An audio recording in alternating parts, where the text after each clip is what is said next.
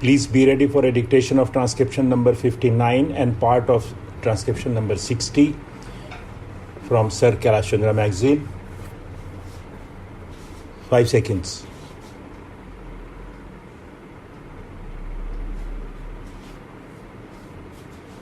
Start. Under the second 5-year plan, the government want to start junior technical institutes, but so far the education department is not in a position to know what type of junior technical institutes are going to be established in the country. Every time we ask the education department to furnish us with details of their schemes, the reply we get from the education ministry is that some officer of the department has been sent abroad to study this question, and only when he returns from abroad will they be able to finalize the thing. An officer of the education department has been sent to study these institutions in France. I think he must have spent 4 or 5 months in France. But the reply that the education ministry has given is that he could not study the entire scheme and he wants some other officer to be deputed to study. As I said before, under the second 5-year plan, we are to start junior technical institutes, but so far the education department is not in a position to give even the correct information to those private agencies which are there ready to start these schools. Therefore, I request the education department not to sleep over things but to take very active steps in collecting the necessary information and in helping the private agencies who want to start these institutes in this country. I know my people are suffering because they have been given a very defective type of education. Today we have to depend upon the reservations. Whenever any vacancy occurs in a department, that vacancy, even if it is reserved, is not filled by a scheduled caste man. Naturally, this type of education will not help a candidate to choose any other profession except to depend upon government establishments. Therefore, it is necessary at least to see that the scheduled castes, the scheduled tribes, and the tribal people do not depend upon the reserved services. They must be given technical education. For that, the education department will have to spend enormous money. I do not want government to simply waste money in propaganda against untouchability. This is a real step which would definitely improve the conditions and make the scheduled castes to be independent, that is, without being dependent upon government services. Therefore, I would like the Home Ministry to give special directives to all the state governments. I know in some of the states they have started special schools when they felt the need, because in many of the other institutions the scheduled castes were not allowed in those days. At that time there were many states which had started special schools to cater to the needs of the scheduled castes. Now, when the government is not able to give the reserved vacancies to them, it is very necessary that these technical schools should be started so that the scheduled castes can be made independent and can prosper in this country. I join my friend in expressing satisfaction at the fact that the national income has recorded an increase of 18%, perhaps 7% more than the estimated increase. But I do not find evidence of this in any appreciable increase in the standard of living in the villages. I should like to know from the finance minister if this increase in national income is reflected in the general living of the people.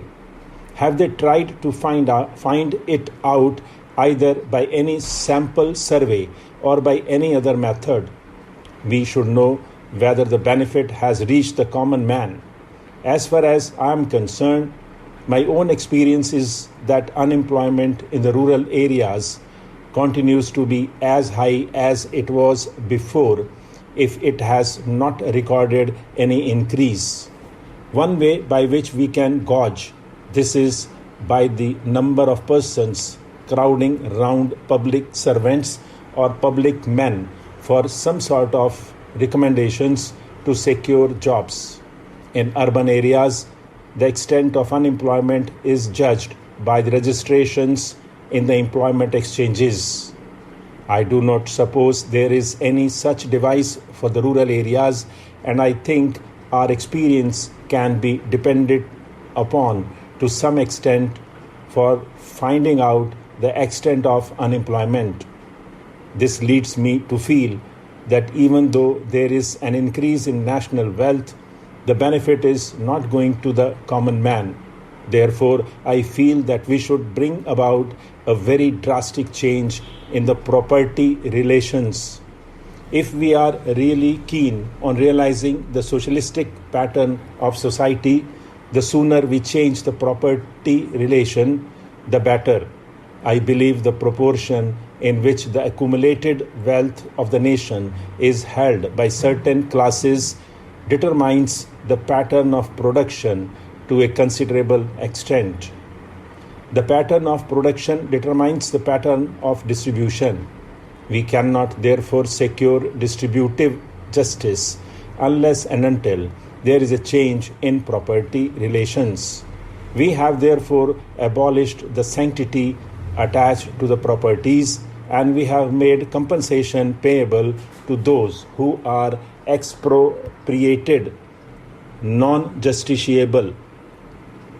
During the last general elections, the government found on careful consideration that it would not have been possible to provide such facilities without rousing criticism of unfair and partiality from one group or the other.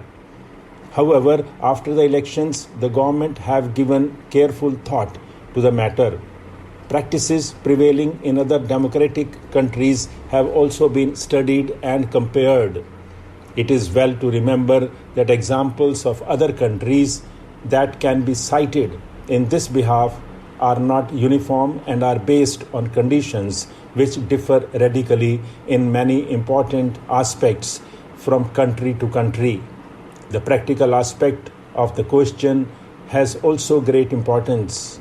The area of the country, the form of government, federal or unitary, and the number of parties involved, all are factors which have been kept in mind by various countries in taking a decision. In USA, where broadcasting is run by private enterprise, though certain principles of equal opportunity have been laid down by the Federal Communications Commission, in practice it is a rare occurrence because time has to be purchased and a great deal of bickering and dissatisfaction always exists. In Great Britain, only since war opportunities have been provided for a few election broadcasts, the allotment of time being subject to the strength of the parties and other practical considerations. In countries like Switzerland, no time is permitted for election purpose on the radio, while in France it is given, though the time allotted is extremely short, 5 minutes or less. It is clear from a study of foreign practices that each country has taken the conditions prevailing there and also the number of parties and other factors into consideration. The analogy of other countries, therefore, is of not much validity in coming to any conclusion as far as India is concerned.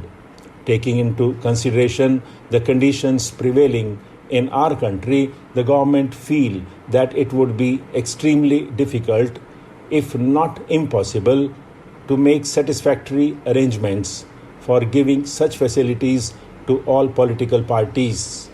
Besides the points mentioned above, another important factor has to be considered.